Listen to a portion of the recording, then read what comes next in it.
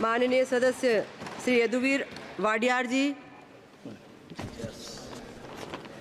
Honorable Speaker, Madam, I thank you for this opportunity to add to the general discussion on the demand for grants for the Ministry for Education for the year 24-25. Madam, I'm a first-time Member of Parliament and I'm really grateful that my first speech is on education itself. Madam, the vision of the Prime Minister recognizes that education must be amongst the foremost pillars in order to build this Viksit Bharat.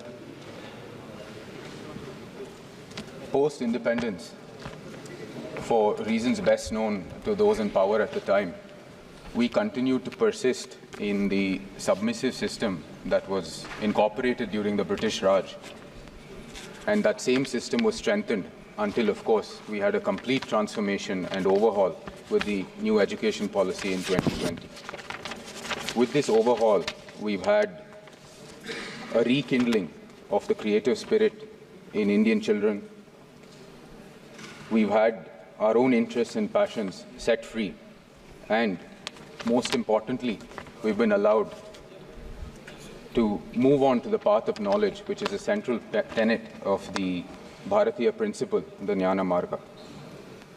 Alongside this, it is extremely laudable that the global goals that we also have, understanding that we are within the global community as well, is something that we are also aspiring to with the UN Sustainable Development Goals of ensuring quality and equitable education for all. Madam, the demand for grants reflects these, especially in the increased spending on education. Since 2014, we've had an increased allocation of around 4.7%, which, and in this year particularly, is an approximately 7% increase. 73,000 crores being spent on school education, 47,619 crores being spent on higher education. Madam, the demand for grants reflects a further strengthening of the transforming Indian education system, an emphasis on skill-based learning, a much-needed technology-driven teaching environment, and an increased investments in the school education system. It promises a robust system that will power future generations and build successful careers fulfilling their aspirations. Madam, it's a universal truth that education is a bulwark against perpetuation of poverty amongst weaker sections of society. And in this matter, the huge impetus given to accessibility to education is something that we must really praise. The Uchchatra Shikshan Protsahan Yojan, the specific mention within the budget of 10 lakhs for helping youth who do not qualify for any other government schemes and policy, is an enduring central principle of this government's policy. Alongside this, we know the huge push towards improving infrastructure and quality in schools. In the last 10 years itself, we've seen the number of universities go up from 400 to 1,100. And this budget as well furthers that same ideal. The PM Shri, that is the Schools for Rising India, the National Mission in Education through ICT, the Malviya Mission Teacher Program, all of which contribute towards enhancing quality through technology-based learning, have been given a huge push. The Samagra Shiksha program, the addition to the world-class institutions of nearly 500 crores and the central universities' increased spending is reflective of our continued push towards building a robust infrastructure to back up our educational needs. Madam, something that is very important, especially from my constituency within Mysore, is the need for this fostering of a spirit of innovation.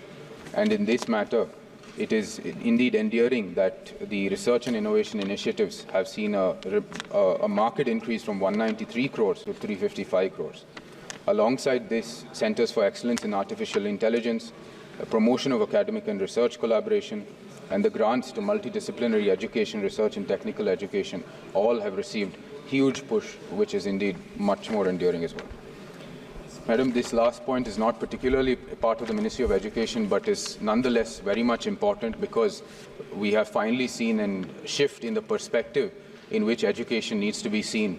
From the moment we enter the education system all the way to the point in which we start our careers, finally we are looking at it as a continuum, and that is indeed laudable, and that budget now reflects that as well through to giving us internships in the top 500 companies, as well as the Prime Minister's package for employment, as well as skilling.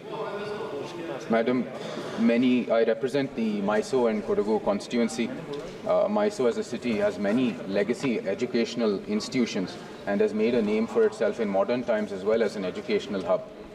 The city, however, I think aspires to greater contributions, and we require many more economic drivers. So my kind submission to the Minister for Education is to set up a triple IT in Mysore. This will ensure that the educational base for fostering IT hub that Mysore has a potential to become will see be true. Madam, I also represent Kodagu, and Kodagu University is one of the newer universities in our state. Given the many climatic events, some that we've seen with our brothers and sisters in Kerala as well, which have created tragedies there. The university being in Kushal Nagar can serve as a center for ensuring that climate-related, climate-resilient crops, climate-resilient infrastructure can be researched and developed there as well in Kodagu University. And it being at the doorstep of the Western Ghats, it is, I think, natural that it should be there. Madam, with this, I conclude my address on the discussion. I thank once again you for giving me this time.